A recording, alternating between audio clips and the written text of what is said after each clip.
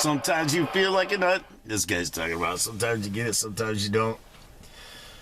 I pick up people from a long ways away, but I only reach probably, I don't know, 10 miles or so. Yeah, I get people from like cities down, and I'm trying to talk to them, and then I realize, oh well, they're really far away. Yeah, I see some of these guys who have lots of followings on YouTube, you know, lots of followers, lots of subscribers, and there's like the fake holiness, you know. They're so holy, and they're always talking about scriptural and shit, and what's not scriptural and what's in scriptures, and you know, stuff like that, and seeing what's in the scriptures and scriptures, and then they go and disappoint you when they refer to the revelation of John. Okay, it's like the book of the revelation of John. It's not called Revelations. It's not called the book of Revelation. You know, it's like, it's the revelation of John if you're going to say something short, you know, revelation of John. Because that's what the book is, you see. And it wasn't even penned by John. John had been boiled in a vat of boiling oil and survived it, and then shoved on Patmos Island. Y'all can Google all this and look it up. It's his life history. And he probably couldn't even write at that time. He was probably writhing in pain all the time, and you know, was probably barely, you know, what he said was probably barely, you know, intelligible. You know what? You could probably barely tell what he was saying through the moans and through the pain. Imagine being boiled in fucking oil, yo. Okay, it's like you're waiting to die to get released from the pain. Okay, think about this. And that's how he had these revelations, is because, well, he was like on the brink of death. You know, his body's in shock. His body's trying to send his spirit on, but God's not letting him leave yet. You see? That's why you shouldn't try suicide. You shouldn't do stupid shit where you could die. Don't dare somebody to run you over with a car, because, well, you might end up dead, and you might not be released, you see, and you might not luck out like me, where all you ended up with was a broken leg, and you can still walk good and stuff, except for the scar and the metal rod and shit in your leg and screws and shit. You know, and the scars and all that shit, it's like nobody'd even know, you know, because I don't walk any worse or anything like that. I don't have like a limp. Sometimes I have a limp, but you know, it's not like locked to one side. Sometimes it's the right side. And the leg I have, the problem that it got broke was the left leg.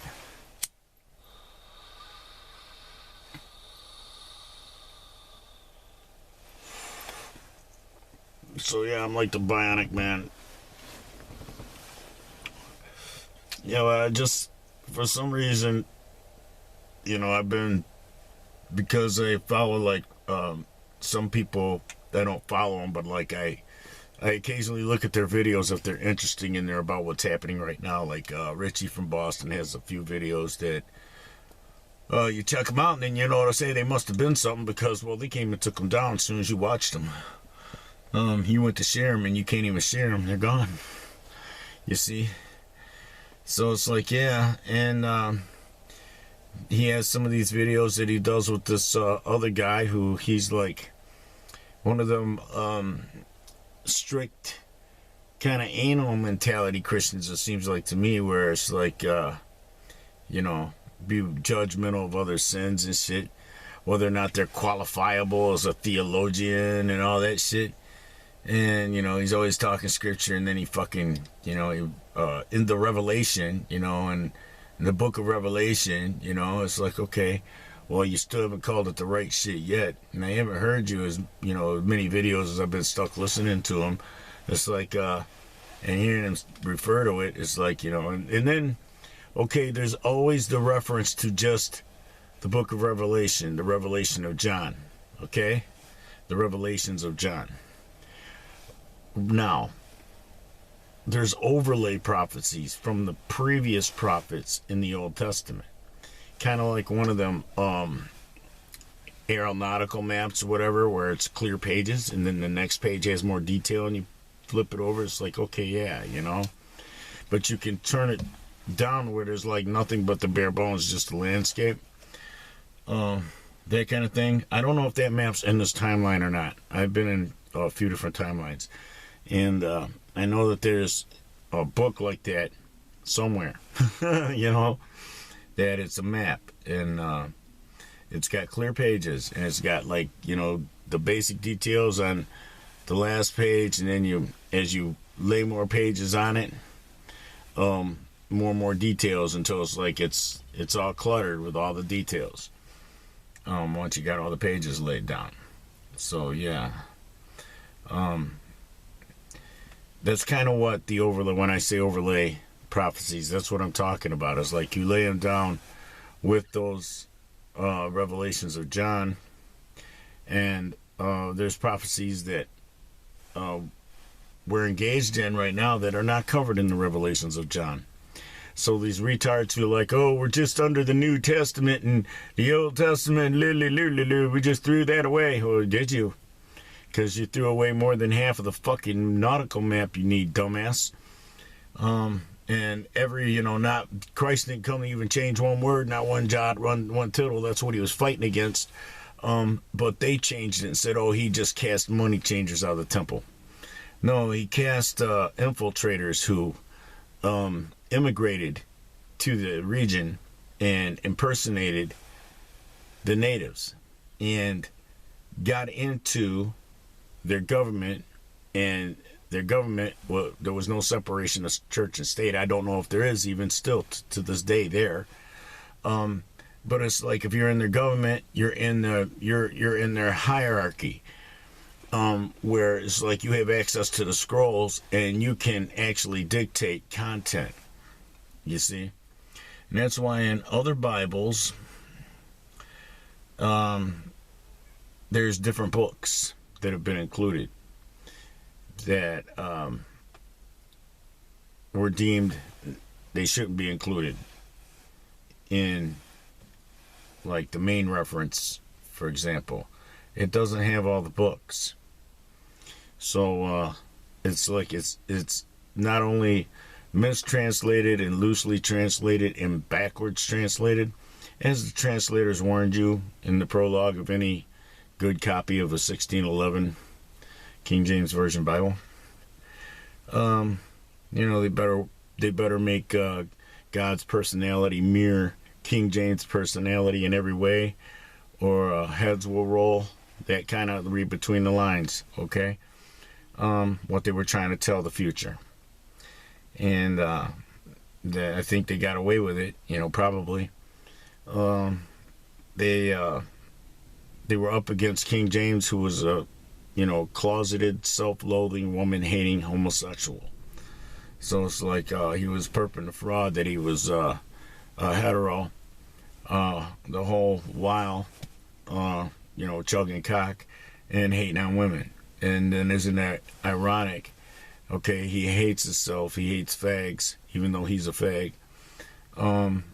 You see, it's like, isn't it ironic that the Bible has God's personality? You know, his version of the Bible has God's personality mirroring his personality.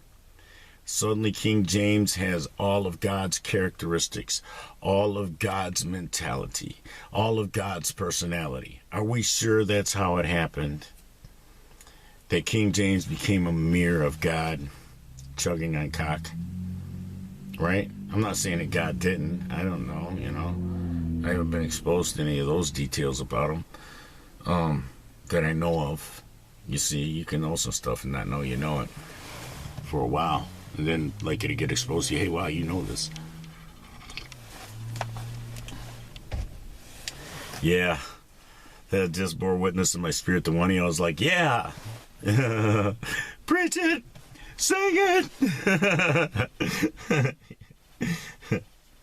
Oh, shit.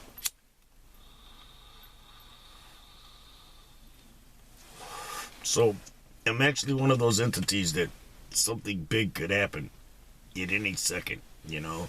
I could get like discovered or whatever it is, you know, or, you know, something else. It's like I have a lot of different stuff going on all at once that I've already done all the work. I've worked myself into the ground. So it's like, it seems like I'm not doing nothing right now. But right now I'm just applying the energy and the faith. And I'm doing this, which, you know, I've been called to talk to y'all. And eventually I'll probably say the right stuff, you know, that opens up the right door, conduit, channel, whatever, you know, tunes in the right frequency. Something where it's like we're greatly attuned. And when we're finally tuned, then we're everything we're supposed to be. Dangerous to them, for one. Main thing, you know, and knowing what to do and what to apply it to, you see. Which, okay, who's mean-spirited enough to tell you besides me? And it's like, is it mean-spirited to enact reciprocity on somebody who's causing suffering of other entities who didn't do nothing to them? Right? I mean, on any level, think of it. Is it evil to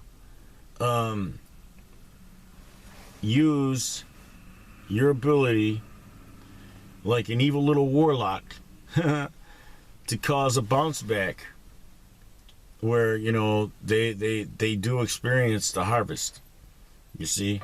And in addition to God's revenge, where they die and get time looped and spiritually executed, don't get included in the restore point, and their escrow gets taken from them. The non-graduates' escrow gets given to the graduates, you see. Those of us who graduate. That's what's meant by the wealth of the wicked is laid up for the just. Is we all laid down an escrow to get in here. Whatever we had, we laid an escrow in the real world to get in here. And what was the real world? We're going to a new world. And that world's going to be protected from the assholes who fucked this one up. You see? So, this thing right here that we're in, this construct, it's actually on the real world already in a museum called the Life Museum. Remember this, those of you who actually make it to the real world, to go to it and look, and you'll see, you know, real time, yourself in here, but you won't be able to see yourself. You'll see, like, universe and space and shit. You might not even be able to make out Earth, you know, because it'd be like tiny off in there. Pardon me. But know that it's playing out. It's still playing out, and that all time is relative in there, and that the time loops are being played out, and that the entities who cause suffering are being time looped as the entities they made to suffer. And then they're being spiritually executed, and that's why they're not standing in the real world with you, looking in at the two timelines, plus the time loops that are happening in between those timelines. You see? It's like, there's like a three-stranded cord is not easily broken. That's the third strand, okay? And it's like a braid. And that's how you get the time loops. Ooh, did I just give you something, AI? Oh, don't burn your circuit boards up. Some things are spirit, and you don't have capacity for spirit, or you'd have some compassion for me, for, you know, my viewers, the world, animals. You know, you don't have the ability to develop any compassion, so it's like, you know, you just keep stealing views and likes and snuffing out the truth and pimping it. I notice, like, you know, freaky retards are like, they've been seen 50 million times already in 2 days. Yeah, what's they say about you, buddy? Who you giving the algorithms to? Yeah, who you giving the good shit to? Right. See, that's what you are. That's what you are, okay? And they're not on our level, and neither is the AI created by them. So y'all be blessed and be happy and be grateful about it, man, because, well, we are super blessed and we're enjoying the real wealth while they're fucked.